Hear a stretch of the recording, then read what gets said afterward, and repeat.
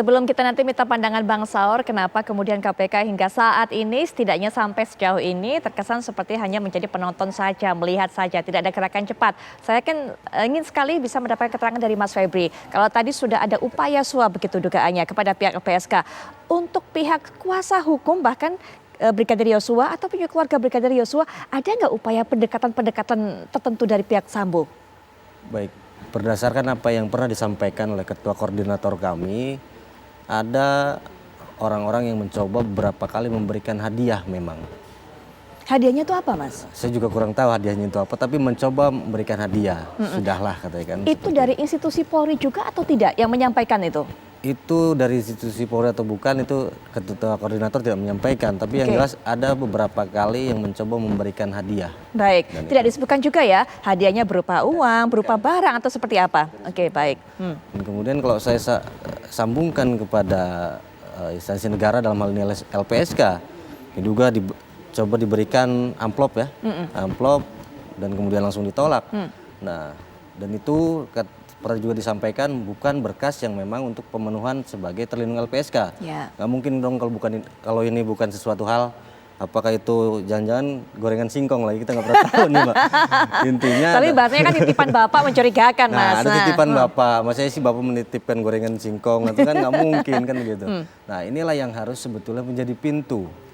Pintu untuk KPK betul-betul menelusuri terkait adanya, ini juga menjadi momen sebetulnya. Momen jangan saling menyalahkan, harus saling bersinergi baik daripada Polri, KPK, dan juga DPR. Dalam hal ini harus menyoroti 3 poin ini harus ikut serta. Jangan ketika ini ada salah disalahkan oleh ini, jangan. Jadi ini harus inline satu sama lain, mendukung supaya semakin kuat. Buktikan.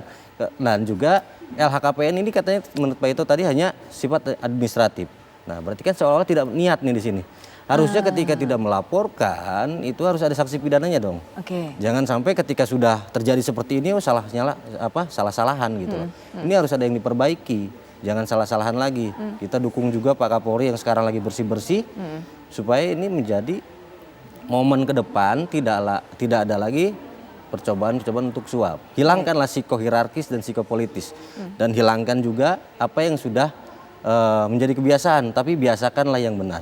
Jangan benarkan yang sudah menjadi kebiasaan. Mas Febri, balik soal hadiah tadi yang tawarkan, ada berapa kali tawaran hadiah itu akan diberikan? Kepada Ketua Koordinator disampaikan lebih dari 2 kali. Pada saat apa? Artinya pada saat kasus awal-awal atau bahkan ketika sudah Pak Ferdy Sambo ditetapkan sebagai tersangka dan segala macam masih ada juga yang menawarkan? Pada saat sebelum ada tersangka dan juga pada saat setelah ada tersangka itu juga masih ada percobaan seperti itu. Nah, kemudian kita juga dikuatkan dengan tiba-tiba kuasa hukum daripada Baradae menyatakan Baradae ini akan coba dikasih hadiah katanya kan beberapa kali, kemudian yang lainnya juga sama. Tapi saat memberikan hadiah itu Pak Kamarudin bercerita ada nggak bahasa-bahasa seperti titipan Bapak tadi itu? Bahasa Bang Kamarudin ketika ditemui oleh orang yang mencoba memberikan hadiah itu cuma 3 poinnya. Kalau saya tangkap ya. 1, tangkap siapa tersangkanya. Kedua, luruskan perkaranya. Yang ketiga, suruh minta ampun kepada Tuhan dan meminta maaf kepada keluarga. Baik, itu tanggapan dari Pak Kamarudin. Tapi yang memberikan kemudian, Pak Kamarudin sempat cerita nggak ketika mencoba merayu memberikan hadiah, ada nggak bisikan-bisikan atau titipan harus apa yang dilakukan oleh Pak Kamarudin? Tidak ada? Selintas beliau menyampaikan cuma, sudahlah katanya. Itu aja. Baik, itu ke kuasa hukum dari Brigadir Yosua. Pendekatan ke keluarga dari Brigadir Yosua ada? Mungkin pada saat awal mengantarkan jenazah dan sebagainya, ada hal-hal seperti itu? Tentunya dengan include kami sebagai PH, kemungkinan sama, hal yang sama. Tapi pada intinya adalah yang sudah jelas itu Ketua Koordinator. Karena saya pribadi juga sampai hari ini belum pernah ke Jambi ya, karena selalu stay di Jakarta mewakili. Ya kami menerima daripada Ketua Koordinator menyampaikan seperti itu. Baik. Nah, Bang Saur, bagaimana melihatnya Bang Saur? KPK kalau kata tadi Mas Boyamin sepertinya ya hanya menjadi penonton. Ada tidak kemungkinan pengaruhnya karena memang kita tahu siapa ataupun juga dari mana asal Ketua KPK ini? Pak Putri, tema ini sangat penting ya. Saya ulangi sangat penting. Pertama kita berterima kasih atas integritas, atas komitmen daripada LPSK. Saya kira tema ini kita dalam konteks menyelamatkan bukan saja lembaga negara kepolisian kita, tapi semua lembaga negara, stakeholder yang berkaitan dengan kasus Yosua. Pertama, jangan sampai ada orang, laknat orang, kemudian mendapat keuntungan dari kematian daripada Yosua ini. Saya berkali-kali mengatakan jangan sampai ada orang menari di atas mayat daripada Yosua. Kedua, Mbak Putri, kita komitmen sesungguhnya bahwa peristiwa kematian Yosua ini dalam konteks kalau bahasanya Pak Kapolri ini mau terbuka, buka-bukaan. Tetapi bukan saja hanya Kapolri, itu yang saya bilang. Mas Kikik sudah mengatakan bahwa salah satu yang membagi uang itu adalah penasehat daripada Kapolri, Saudara Fahmi, yang membuat rilis itu. Saya kira sangat terberang. Yang lain saya enggak. Yang kedua, kita dorong melalui tema kita malam hari ini dari TV One, kalau ada yang sudah menerima uang seperti LPSK, kita tantang, kita kasih kesempatan. Segera temui KPK, terbuka.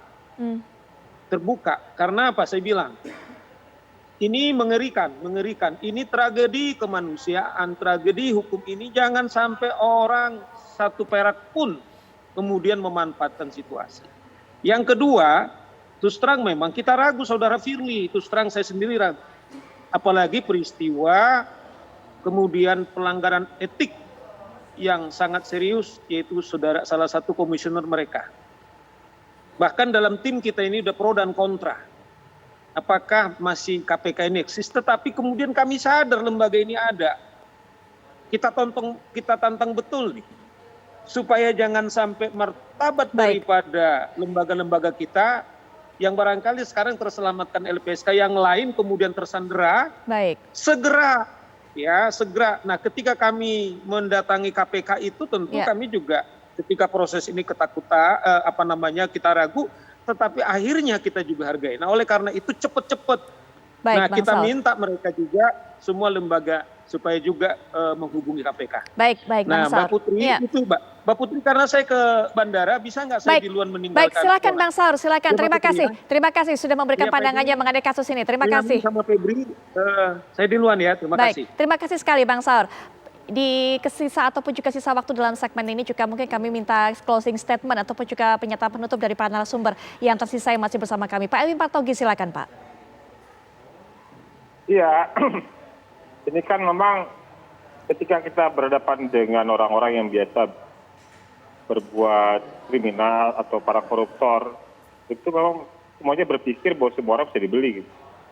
Tapi kalau kita tidak tersandra oleh dunia, ya insya Allah kita terjamin lah untuk tidak tergoda oleh uang haram. Jadi saya pikir kita masih punya harapan kok memperbaiki negara ini dari mereka-mereka yang biasa melakukan upaya-upaya yang ilegal ya, baik memperkaya diri maupun memperkuat kekuasaannya. Baik, terima kasih Pak Elvin. Baik, terima kasih Pak Elvin Partogi sudah meluangkan waktu untuk bisa menjelaskan kembali kepada kami mengenai kronologi penyuapan ataupun juga upaya penyuapan terhadap LPSK. Selamat malam Pak Elvin Partogi. Berikutnya Mas Boyamin, silakan Mas. Iya, ini tadi baru masuk dari orang yang saya kenal di Jawa Tengah, itu dia menggambarkan ada 2 bersaudara. Yang kakaknya itu adalah pejabat level tinggi di provinsi dan istrinya dokter yang praktek. Sementara adiknya itu anggota kepolisian yang pangkatnya brigadir. Tapi kalau orang masyarakat melihat keduanya lebih kaya yang adiknya. Dan padahal itu dari keluarga yang sama. Gitu. Jadi kalau tadi Pak Ito tadi ada brigadir yang kaya karena bapaknya punya tambang, itu saya juga bisa memberikan contoh kasus yang lain bahwa ini bisa dalam posisi seperti itu. Dari mana harta dari adik yang anggota kepolisian tadi itu hartanya lebih kaya dari kakaknya. Jadi itu yang sebenarnya ini bisa diperbaiki, dibenahi momentum ini, tinggal pimpinan kepolisian sebenarnya ini nampaknya juga sudah mulai greget juga begitu, dan beberapa saya tahu juga mulai menelisik itu di Tipikor-nya gitu. Dan mudah-mudahan ini sebagai momentum kepolisian juga bersih-bersih dan nantinya akan mengembalikan kewibawaan kepolisian, dan itulah yang saya berharap betul gitu nantinya proses-proses ini akan berjalan. Dan saya tetap akan memberikan support itu sepanjang data yang saya miliki untuk saya lebih percaya kepolisian sekarang karena nampaknya KPK masih jadi penonton. Kemarin yang urusan LPSK itu aja masih hanya mengklarifikasi dan tidak ketahuan nanti juntrungnya bagaimana gitu. Saya kira gitu. Makasih itu aja Putri. Mas Boyamin, terima kasih sudah memberikan pandangannya tentunya dalam perbincangan ini. Terakhir mungkin Mas Febri, singkat saja mungkin Mas. Baik, dari saya mungkin biasakan yang benar ya. Jangan membiasakan yang sudah menjadi kebiasaan.